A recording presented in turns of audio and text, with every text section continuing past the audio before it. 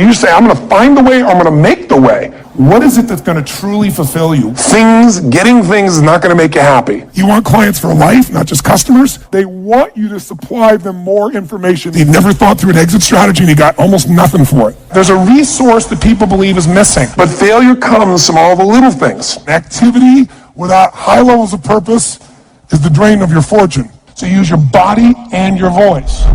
He's an American motivational speaker, personal finance instructor, and self-help author. He became well known from his infomercials and self-help books. In 2013, Forbes estimated his net worth to be $480 million. He's Tony Robbins, and here are his top 10 rules for success. Ultimately, if you're going to have lasting change in anything, you're really talking about just raising your standards. I mean, I always tell people, if you want to know how to change your life, I give it to you in 3 words, boring as it sounds: raise your standards. And what does that mean? Corny as it sounds. Raise your standards. Oh, thank you for the breakthrough thought, Tony. I'm glad I wasted my time watching this little email with you. But think about it. Lasting change is different than a goal. You don't always get your goals, but you always get your standards. Maybe it would help you is to think about it this way. I try to explain standards to people with a different set of words. Think of it as everybody in life gets their musts. They don't get their shoulds. Right? Think about it. Most people have a list of shoulds, don't they? Don't you have a list of the shoulds, things you should do, you should follow through on? I should lose some weight, I should work out more, I should make more calls, I should respond more rapidly to my email, whatever, you know? I should get into the office earlier, I should be, more confident. Whatever your should list is, people love to have their should list be met, but it's kind of like New Year's resolutions. If it does, it's really exciting, but if it doesn't, which is most of the time, it's a little disappointing, but you kind of know it's not going to happen. But when you decide something is a must for you, an absolute must, when you cut off any possible, you say, I'm going to find the way or I'm going to make the way. Human beings, when they resolve things, when they make a real resolution inside themselves, which is they raise the standard and they make it a must, they find the way. Think about it in your own life.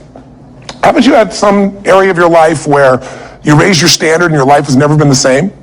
Maybe at one time in your life you smoked cigarettes, or you did something and you did it for years and you kept trying to change it and kept telling yourself I should. And then one day something happened.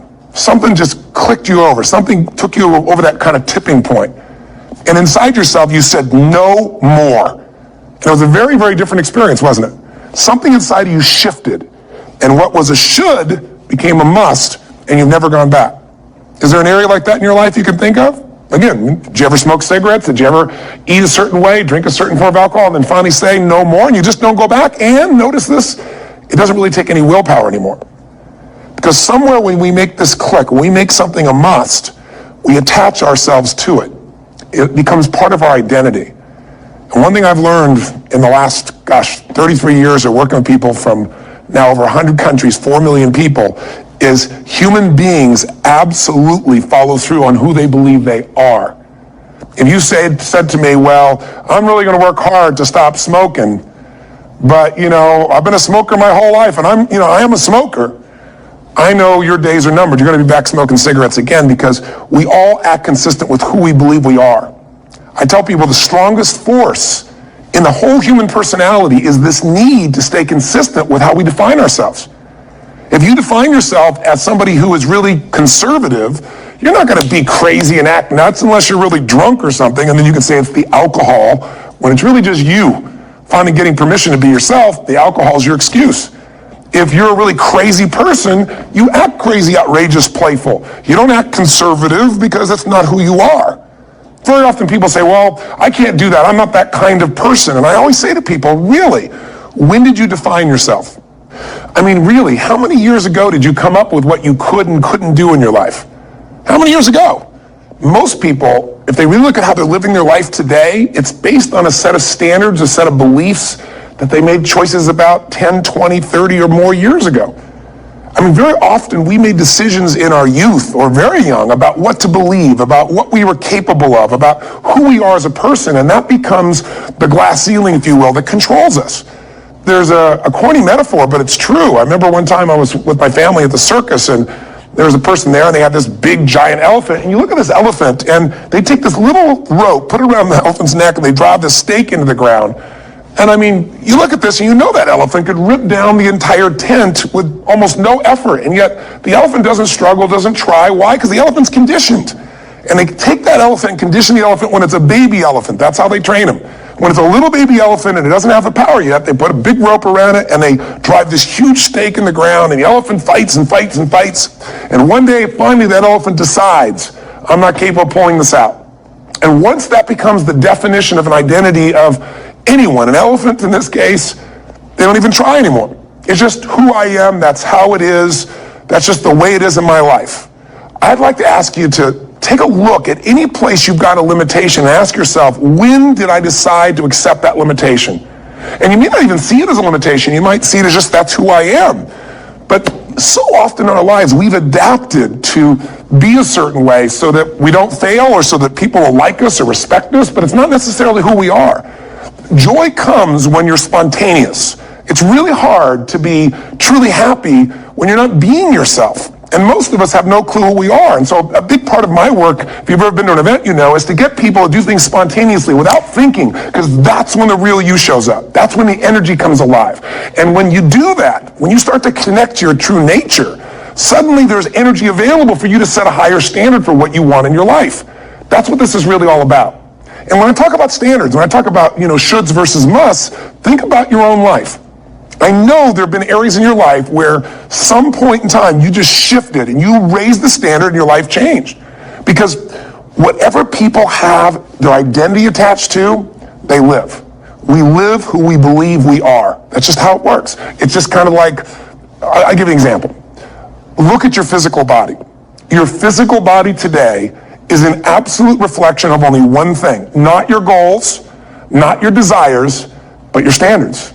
The identity you have for yourself. If your standard is you're an athlete, then there's a certain amount of strength, a muscle tone, and energy that's available in your body on a regular basis because that's who you are. And so you do whatever's necessary to maintain that identity. Again, the strongest force in the human personality is this need to stay consistent with how we define ourselves. Because if you don't know who you are, you wouldn't know how to act. Once you lock in on that identity, your brain finds a way to keep you there. If you say, man, I'm overweight, I've always been overweight, I'm big boned, and that's the story you got, then you're going to always find a way to get back there. That's your settling point. That's your identity. That's where things lock in. If you see somebody who's in really great shape, you ask them, do you work out? You know the answer. Yes. How often? And they'll tell you 3 times, 4 times, 5 times a week, whatever. In a seminar, I'll ask people, who here works out at least 5 days a week? And I'm stand up. And you look around that room, and you know that they work out 5 times a week because you can see their body. You don't just get a result without some kind of action, without some form of ritual. Ritual meaning actions you do consistently. Now, do you think those people that are out there working out 5 days a week, do they have more time than you do? Or I have, or anybody else? Of course not.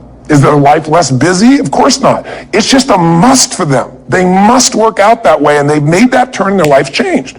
So I'm not saying you have to work out 5 days a week.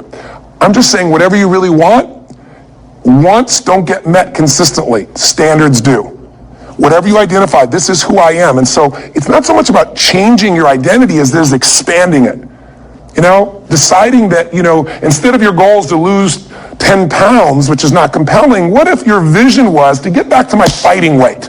This year, this month, this next 90 days, I'm going to transform my body. I'm going to take on a new challenge. I'm going to find some technique or strategy. There's a million of them that can reframe myself where I want to feel younger, stronger, more vibrant than ever before. Here's my reasons. Because I want the energy to really make my life work. Because it's tough out there, and I want to be stronger than I've ever been before. I want to go in front of the mirror, and if I'm naked, not, want to laugh. I want to look there and take a good look and go, yeah, I'm proud of whatever I see there.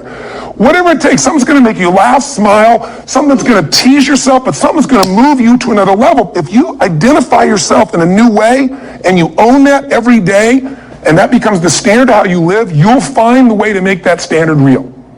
Money's the same way. Think about it. It doesn't matter what's happening, quote unquote, in the marketplace. People that make money find a way to make money no matter what, don't they? I mean, most people's standard is to pay their bills. So that's what most people find a way to do, even when economic times get tough. Most people, if that's their absolute standard, they find a way. Some people's standard is pay their bills most of the time. And so most of the time they do.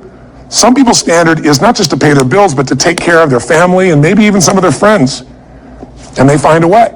In fact, you know, some people may be in a family where they don't have enough money. They barely have money to pay their bills. They work their guts out. And then somebody, their mother, their father, somebody else, their sister gets ill, and there's not enough money to take care of it. Nobody else has money in the family. They don't either, but they find a way to get that money to take care of their mother or father, don't they? And pay their bills. They never could do it before. Why? The situation made them raise their own standard. And not everybody does that. Somebody else in the family might have money and still not take care of their mother. It all comes down to the inner game, my friends. Changing your life is a change in the inner game. The outside world you can't control, but you have absolute control over this one if you learn the dynamics of what shapes you. And identity is one of those simple, clear, fundamental basics that if you start to shift it, everything else will shift in your life as well.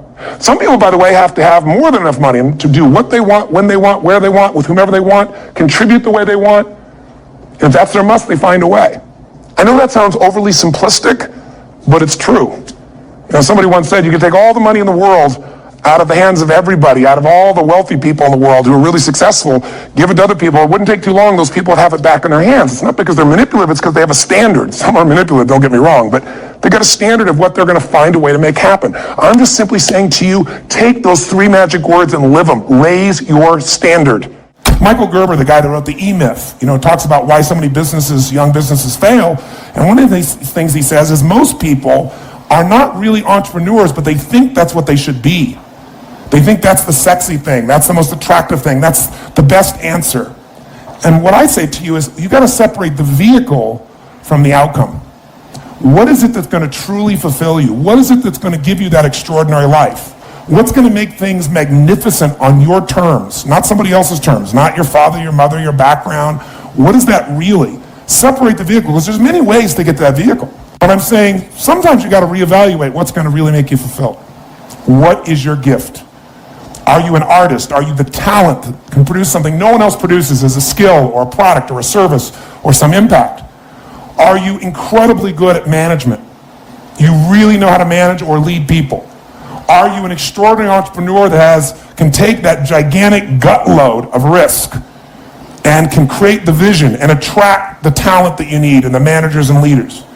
You may have all 3 abilities, but which one really fulfills you the most is going to be the critical question. Because we tend to want to do them all, especially in a room like this, because you're all overachievers, right? Me too. And you say, well, I can do all these. Yes, you can, but what will it do to your quality of life? See, again, the secret's going to be this.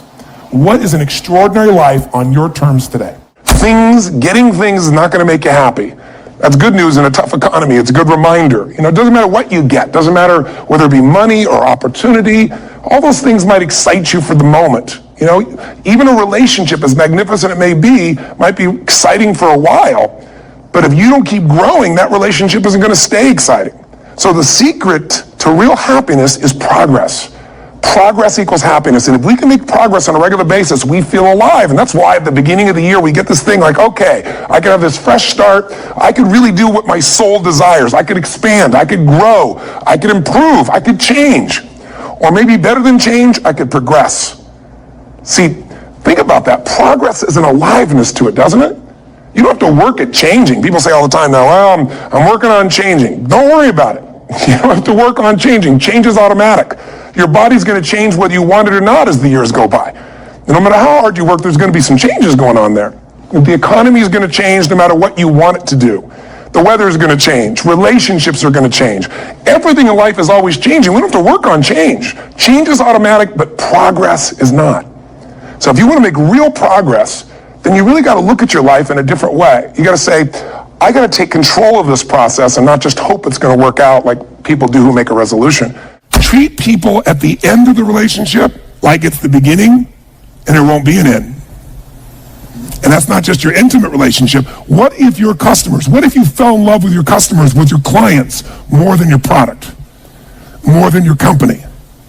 If your entire life was about meeting their needs, if you would do what for your customers and clients, you would do what? If you love your customers and clients, you do anything, guess what? They're going to love you. But most people love their customers and clients as long as they buy from them, do what they want, respond to them. And when they don't, they go, that's the end. You want clients for life, not just customers? Fall in love with them. It's a different focus, isn't it? It's a different meaning. And that creates a different life because you make decisions differently from that place. What does it take to create world-class marketing? What is the unique selling proposition? What is what we call value-added marketing, VAM? Today, most people are sick and tired of advertising because where is it? Everywhere. In fact, I got a question for you. How many of you in this room do not even see banner ads anymore? Literally, it's there, but you don't perceive it. Like your brain literally washes it out. Raise your hand if that's true. Keep your hands nice and high and look around the room right now, and you'll see 98% of the people wash it out. So don't buy them unless you're going to create something really unique. It's a total waste of your money and your time in the world we're in today. Today, what creates marketing is when you don't just market, but you add value to people. You do something, you teach them, you give them an insight, you give something valuable that costs them nothing, and then they look to you as an expert. They look to you as a person that adds value. They want you to supply them more information, more experience, more products, more services. If you made this whole business about meeting your needs, you can run a successful business, but it'll be a job. Because you'll never be able to sell it. Because if it's just meeting your needs, it's not a system. It demands your attention, your connection. It's giving what you want. But ultimately, it's not going to give somebody else what they want, so you can't sell it. If you can't sell your business, if you don't have an exit strategy, you have a job. I don't care how successful the business is. That doesn't mean you have to sell the business. But one of the most important decisions you make in business is, ultimately, if I was going to sell this, if I chose to, I have to know who I sell this to so that I have long-term value, not just an income along the way. I have this critical mass hit. I get a multiple of my business. And most people don't have a clear exit strategy. They think I'll come up with that someday. You got to start with that end in mind. That's got to be part of your focus if you're going to be successful in your business. I can remember a gentleman who built CAA in Hollywood, his largest, most successful agency, right? Michael Ovitz, remember that name? He put together Nike and Coca-Cola and these billion-dollar deals. And eventually, Mike Ovitz went to go sell that business. He'd never thought through an exit strategy, and he got almost nothing for it. Because the laws prevented him from selling it to a studio. He had to sell it to some of his employees for pennies on its real value. Well, Mike found a way to make money later on in another place off of Disney. But the bottom line is, the guy didn't have an exit strategy. Even though it was brilliant, made lots of money, in the end didn't get the value. Whenever people fail to achieve their goals 99.9% of the time, and you ask them why, they'll tell you it's because of a lack of resources. That's what all these things are. I didn't have the support, right? I didn't have the money. We didn't have the time. We didn't have this. We didn't have that. There's a resource that people believe is missing. And that resource, belief structure, then keeps people from ever being able to really lead. Because what leaders do is they find a way to maximize whatever resources they have, as little as they may be. And they don't believe in limited resources. I'll give you an example. Let's take a business example to start with. In 1974, a guy named Sam Walton had built his little company up. He came up with an idea. He started with $20,000 in, I think, 1962, if I remember right. But by 1974, within 12 years, he had 78 stores. And you know how he did it? In the middle of the night, he'd drive across the border and he'd go and study other people's stores. He'd buy everything the cheapest he could in the middle of the night. He'd go to other people's stores. Whatever was working, he figured out success leaves clues. He came back and did it in his store. Whatever was working in any store, in any competitor, anywhere he could do it, he did it. So he figured out how to maximize the little resources he had, his 20,000, built 78 stores, and if you read any of the people following him, the company had gone public in that year, they were all saying, this is it. He's maximized his resources. I mean, he only has so much money. There's only so many cities that are going to appeal to this discounting mentality, right? This is it. This is all he can do. And the word on Wall Street was sell. Now, what's interesting is at that time, you look at Sears and Kmart, and they were gargantuan companies, weren't they? 20, 30, 40, 50 times, 100 times his size or more, probably. And at that time, they were the leaders, and they knew what's going to happen. But did things change, yes or no? Did he suddenly get mass amounts of capital? No. Here's what they didn't understand. Sam Walton now, or the Walton organization, Walmart, is the most successful retailing operation on earth. And when you talk about Bill Gates being the richest man in the world, that's only true because Sam's fortune is divided up amongst a bunch of different family members. You put them together, they dwarf Bill Gates. Sam Walton did this. How did he do it? What people underestimated is that this guy could go to 4,400 stores, do $250 billion. Where's Kmart today? And they've been shrinking. All of them have been shrinking. And he's the dominant force on earth. Here's the thing he understood. Resources are interesting, but the ultimate resources are the feelings of emotion that make you resourceful. Think of it this way. Resourcefulness is the ultimate resource. What do I mean? What are the emotions that make all this possible? What's the fuel that takes an idea from being in your head where you intellectually know what to do? How many have had an idea, for example, was a great idea, you're excited about it, and you didn't do anything. One day, there you saw it on the shelf, you saw it somewhere else, someone stole your idea. How many have had this happen? Say, I. The only difference between you and that person was not that they had more resources, they were more resourceful.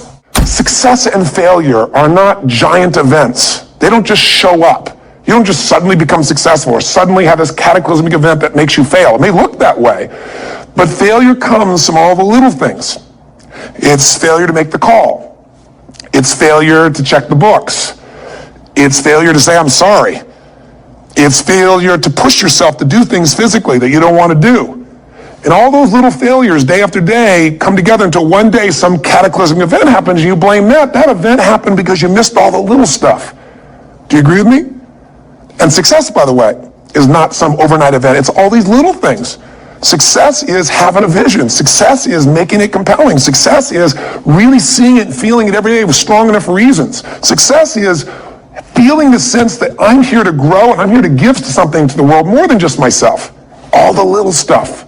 That's where success comes from. In business, it comes from delivering more than anybody could imagine. All those little things add up. People go, wow, that's who I want to do business with. It's true in any area of your life. Leverage is critical. You know how I get so much done? Because I don't just get it done. I know the outcome, I know the purpose, and I look for leverage. Leverage is different than delegation. What's the problem with delegation? Delegation is you have all that needs to be done, so you give it to someone else, and you tell them what needs to be done, and when they don't do it, you're pissed off.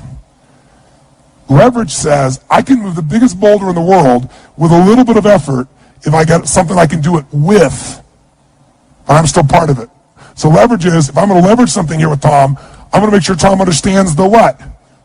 The outcome. I want to make sure Tom understands the purpose, the why, and the action. But I might say to Tom, if you can get this done without this action or better action, go for it, baby. And I want to talk to you on this date, and we got to promise that we're going to check in before it's needed. So there's no surprises. And if you're having problems, Tom, come back to me because we're partners on this. That I call leverage. And you know what I do when I have no time? There is time. I just got to leverage it. Now say I have no one to leverage it to. You know, Shane over here, right? I got all the stuff he wants to do. He can't leverage it. But Shane's answer was hire somebody. Then he thinks about what it's going to take and goes $125,000. I can't do that now. He's getting caught up in one way to get the outcome. Leverage. He goes through his list and goes, what if I got someone to do 20% of this stuff? I could spend 20 grand to get that much freedom. I could pay for it times 10. And if I'm really productive, my productivity should enhance the world, not only my clients and customers, but it should provide jobs for other people. And if there's anything you hate to do, it's because you're either ineffective at it or you don't think it's very important, but it is urgent. So you need to hire somebody for those things. And ideally, somebody who loves that job. You're never going to grow when your time is eaten up for activities that aren't that important. Activity without high levels of purpose is the drain of your fortune. Do it now. If you can't get it all now, do a part of it now. Leverage is power. Leverage is ultimate power. Here's what I've created for my life and anyone I know has succeeded. I'm a 17-year-old kid from Azusa, California, with no real education other than self-education, with no background, with parents that did their best, all of them, with no money.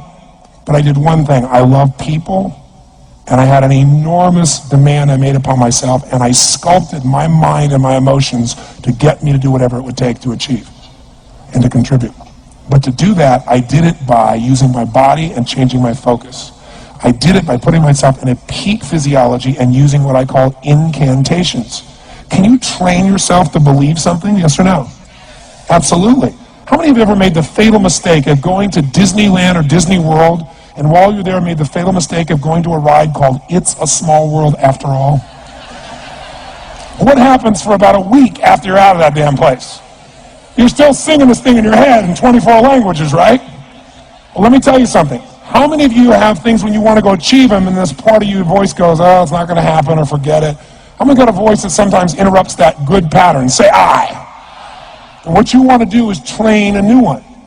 So starting when I was 17, I started doing incantations, not affirmations. Affirmation, you go, I'm happy, I'm happy, I'm happy, I'm happy, I'm happy. What's the problem? You haven't changed your what? Your what? Physiology. If you don't change your physiology, you won't get anything. So an incantation is not only you speak it, but you embody what you're saying with all the intensity you can. And you do it with enough repetitions that it sticks in your head. Like It's a Small World, now the conversation in your head is always the same and it gives you what you want. So you use your body and your voice. So 17 years ago, I started doing things. I was working for Jim Rohn, this speaker, and I was 17 years old. I had long hair, minestrone soup, acne on my face. And I was trying to call on Bear Stearns type of people and convince them why they should go to this man's seminar and be more successful. I was driving a 1968 Volkswagen that I had earned at $40 a week as a janitor. The only way I did it was park far from the building and then go in, and I love people, and I believe, but I put myself in state, and I was able to influence people that were far more successful than I was at the time. I would do something that I still do backstage and have done for 23 years because I don't hope I'm going to be in a good state. I demand it. So I do an incantation using my whole body. I'd say, I now command my subconscious mind to direct me in helping as many people as possible alive today to better their lives by giving me the strength, the emotion, the persuasion, the humor, the brevity, whatever it takes to show these people and get these people to change their lives now. And I would do that literally driving in my Volkswagen to a meeting in LA on the freeway for 40 minutes. People are looking at me, I'm screaming at the top of my lungs. They're going, I know he's a serial killer, I know he is. But by the time I entered that room, when two people meet, if there's rapport, the person who's most certain will always influence the other person. And I was totally certain, and they were trying to get revved up to certainty. Do you agree with this, yes or no? I do another one because I was poor. I changed my mindset. I kept doing things, but I never got beyond it. I'd say God's wealth is circulating in my life. His wealth flows to me in avalanches of abundance. All my needs, desires, and goals are met instantaneously by infinite intelligence, for I'm one with God and God is everything. And I would imagine the abundance of my life, and I would feel so grateful. And a year later, I went from making $38,000 a year to making $1 million a year in 1 year. Thank you so much for watching. I made this video because Subhash Limbu and my cameraman Jason asked me to. So if there's a famous entrepreneur that you want me to profile next, leave it in the comments below and I'll see what I can do. I'd also love to know which of Tony Robbins' top 10 rules was the most impactful on you. Leave it in the comments and I'll join in the discussion. Thank you so much for watching. Continue to believe, and I'll see you soon.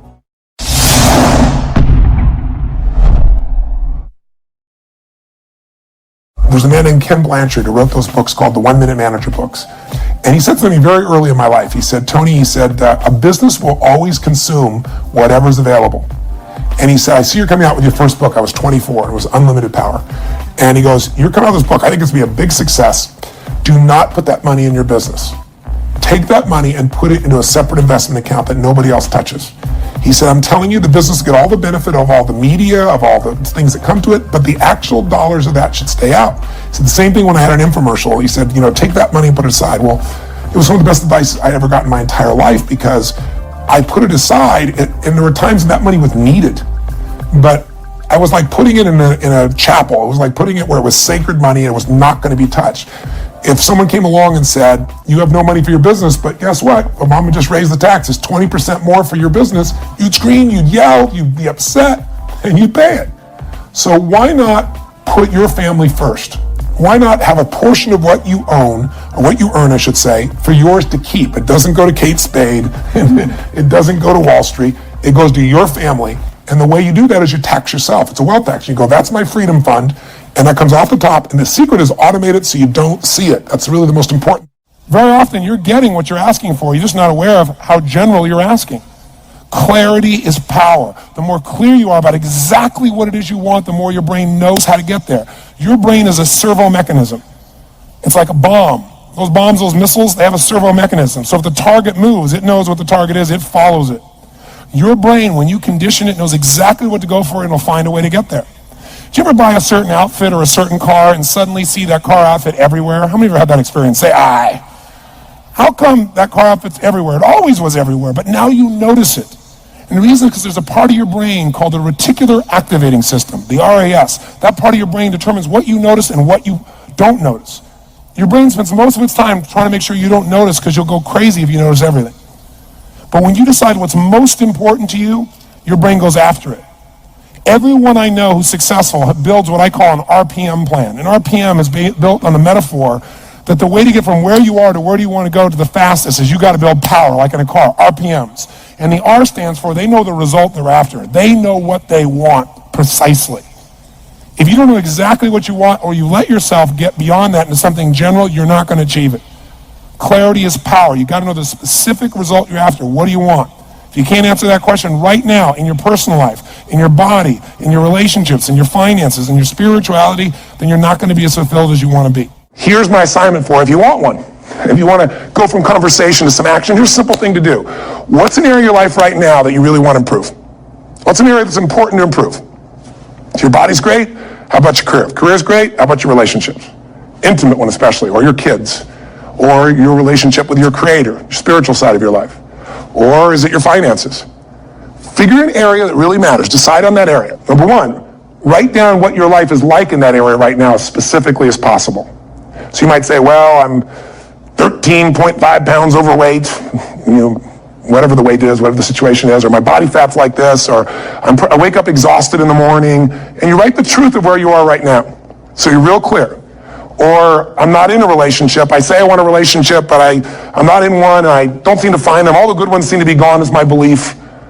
And I really do want one, but I don't have it. Whatever your definition. Or I'm in a relationship, and God, I wish I wasn't in a relationship. I'm planning my escape. Wherever you are. Or I have a wonderful relationship. We love each other, but there just isn't enough passion. Just write the truth of where you are. The area you want to change, but write how it is.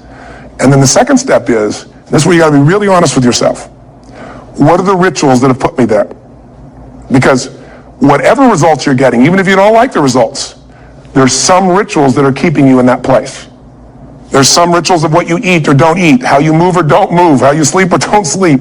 There's some rituals in the lack of variety or spice or energy or focus in an area. There's something you're doing, and it's usually not one thing, it's a bunch of little things that you kind of do consistently whenever you think about getting in a relationship, whenever you think about working out, whenever you think about money. You get yourself in a state of overwhelm. You start thinking about all the things you can't control. Just write down all the rituals you have, and then here's the third step. What do you want? What's your vision? And be really specific. I want to be my fighting weight. I want to be the strongest I've ever felt. I'm going to turn whatever it is, be specific. And then, last step number 4, what are the rituals that'll get you there? What would you need to do differently each morning if you're going to be that kind of energy, that kind of strength? How often would you work out? What days would you work out? What time? A ritual is something you do consistently, usually at a specific time, so it becomes automatic. Let me tell you something. Willpower doesn't last, but rituals can last a lifetime. I bet you have some rituals in your life right now you've been doing for years, even though some of them don't serve you. I'm just saying, wake yourself up. If you want a new year and a new life, you don't need to start on January 1st. Start today. Start with this little video. And just begin to see what happens and see how easy it is to just do a few little rituals. Don't do them all, just do 2 or 3 new things. And you know what happens? You'll get momentum. Because once you discipline yourself in one area of your life, you feel yourself doing it in other areas as well. And I always say something that my original teacher taught me. I always remind people, there's always 2 pains in life. There's the pain of discipline, or there's the pain of regret. And discipline weighs ounces, as my friend Jim Rohn taught me. Regret weighs tons. You don't have regret.